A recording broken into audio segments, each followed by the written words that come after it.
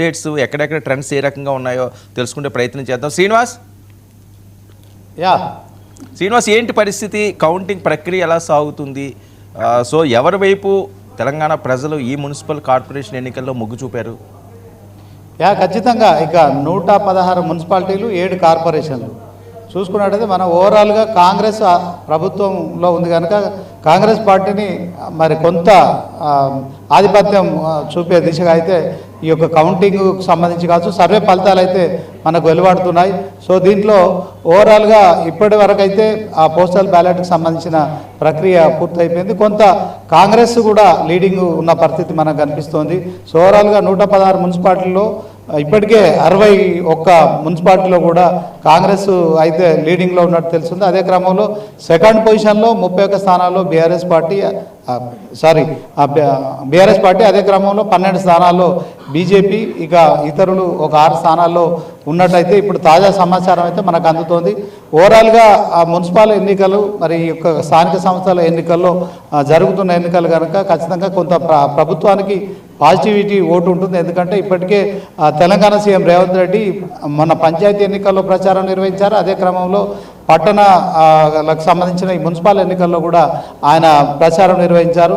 So మరి BRS పార్టీకి సంబంధించి అయితే హరీష్ రావు, కేటీఆర్ ఇద్దరు కూడా క్షేత్రస్థాయిలో సిరిసిల్ల, సిద్దిపేట, మెదక్ అంతా ప్రచారం చేసినప్పటికీ కూడా సో రేవంత్ రెడ్డి ముఖ్యమంత్రిగా చేస్తూ మన పంచాయతీలు ఎలాగైతే ఇక పంచాయతీలకు సంబంధించిన అంశంలో ఇక అభివృద్ధికి సంబంధించి మరి ప్రభుత్వంలో ఉన్నాం కనుక మరి ప్రత్యామ్నాయం మేము కనుక ప్రజలకు సో మాకు ఓటేస్తేనే అభివృద్ధి జరుగుతుంది, కేంద్రం నుంచి రావాల్సిన నిధులు కూడా వస్తాయని చెప్పి పంచాయతీల్లో ఓవరాల్గా 60% ఎబోవ్ కూడా ఫలితాలు సాధించారు. అదే క్రమంలో ఇప్పుడు సుమారు 52 లక్షల మంది ఓటర్లు ఈ యొక్క మున్సిపాలిటీ ఎన్నికల్లో కూడా మరి ఇక ఓటు హక్కును వినియోగించుకున్నారు. ఇప్పుడు ఫలితాల కౌంటింగ్ కూడా కొనసాగుతున్న నేపథ్యంలో సో మొత్తానికి కాంగ్రెస్ అయితే మరొకసారి కూడా ఆధిపత్యం దిశగా దూసుకుపోతుందని చెప్పుకోవచ్చు.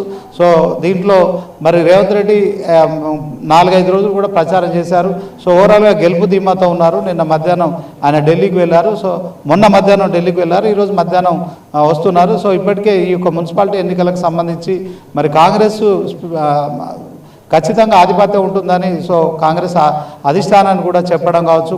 మరి పార్లమెంట్ సమావేశాలు జరుగుతున్నాయి కదా, అక్కడ కూడా కేంద్ర మంత్రులను కలిసి మొన్న బడ్జెట్లో ఎలాగో రాష్ట్రానికి పూర్తి స్థాయిలో మరి నిధులు కేటాయించలేదు కనుక సో ఇక్కడున్న తెలంగాణ రాష్ట్రానికి కావచ్చు, అదే క్రమంలో హైదరాబాద్లో రీజనల్ రింగ్ రోడ్ కోసం కావచ్చు, తర్వాత మూసి ప్రక్షాళన కోసం కావచ్చు, తర్వాత 4th సిటీ కోసం కావచ్చు, మెట్రో రైలు గురించి కావచ్చు, వీటన్నిటి విషయంలో కొంత మరి తెలంగాణ రాష్ట్రానికి కూడా నిధులు కేటాయించాలని కూడా ఆయన పార్లమెంట్లో మంత్రులను కలుస్తున్నారు. ఈ మధ్యాహ్నం రాబోతున్నారు. అంటే తెలంగాణ సీఎం ప్రచారం చేశారు, అదే క్రమంలో హామీలు ఇచ్చారు, అభివృద్ధి కాంగ్రెస్తోనే సాధ్యమవుతుందని కూడా క్షేత్రస్థాయిలో చెప్పారు కనుక సో మొత్తానికి రేవంత్ రెడ్డి కావచ్చు, అలాగే మంత్రులంతా కూడా కొంత గెలుపు ధీమాతో ఉన్నారు.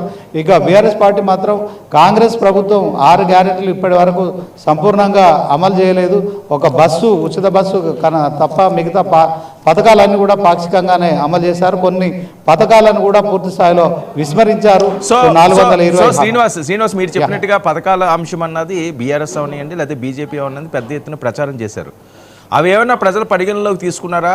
ఆ బేస్ మీద ఏమన్నా ఈరోజు జరిగిన లేకపోతే నిన్న జరిగిన పోలింగ్ అంశం అవనియండి, ఈరోజు జరుగుతున్న కౌంటింగ్ ఆ డిఫరెన్స్ ఏమైనా కనిపిస్తుందా?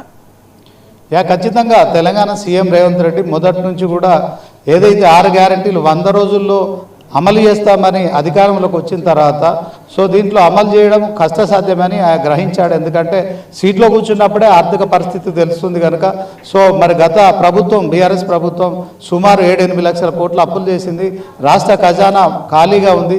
సో దీంట్లో ఆయన 1-2 సందర్భాల్లో కూడా ప్రజలకు ఒక హింట్ ఇచ్చాడు. అంటే మొదటి నుంచి చాలా క్యాల్కులేటెడ్గా సీఎం రేవంత్ రెడ్డి అయితే సో నా ప్రభుత్వం దగ్గర డబ్బులుంటే ఖచ్చితంగా మేము అమలు చేసేవాళ్ళం, కానీ గత ప్రభుత్వం చేసిన అప్పులకు వడ్డీలు కట్టడం కోసం మళ్ళీ అప్పులు చేయాల్సిన పరిస్థితి అని చెప్పడంలో ఈ 2 సంవత్సరాలు ఆయన కొంత సక్సెస్ అయ్యారని చెప్పుకోరు. దానికి ఉదాహరణగా మనం పంచాయతీ ఫలితాలు కూడా చూడొచ్చు. ఎందుకంటే ప్రజల్లో తీవ్ర వ్యతిరేకత ఉంది అని చెప్పి బీఆర్ఎస్ ప్రభుత్వం చెప్తున్న నేపథ్యంలోనే ఆయన అధికారంలోకి వచ్చిన తర్వాత మరి ఇమ్మీడియట్గా జనవరిలో సర్పంచ్ల పదవి పూర్తయినప్పటికీ కూడా ఎన్నికలు నిర్వహించకుండా ఆయన మరి 2 సంవత్సరాలు వెయిట్ చేశారు.